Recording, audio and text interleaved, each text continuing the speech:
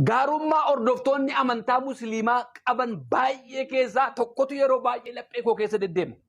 Innis guyyaa keessaa sa'aatii 24 keessatti yeroo 5 salaatu.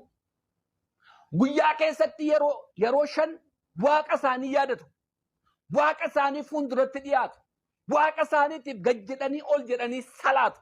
Waaqa isaanii fuulduratti garuu yommuu dhiyaatan afaan isaanii lulluqqatanii, harka isaanii, gurra isaanii, qaawwaa qaban, miilla isaanii, fuula isaanii, rifeensa isaaniitti bishaan buusanii of qulqulleessanii istinjaa godhatanii dhaqanii waaqaaf salaatu.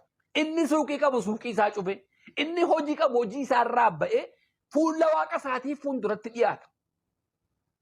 Waaqa isa na uume, waaqa isa nagaa naa kenne, waaqa isa akkan tarkaanfadhu na godhe, waaqa isa akkan jiraadhu na godhe, fayyaa ta'e dhukkubsataa. Waaqa isaa yaadata guyyaa keessatti yeroo 5. Meeqan keenyatu waaqa keenya yaadata? Isa torbanitti guyyaa tokko mana sagadaa deemnu miti. Guyyaatti yeroo meeqa waaqatti dhiyaanna? Hammam waaqa keenya kabajna? Gaarummaa isaan qaban keessaa kanatu baay'ee natti tola.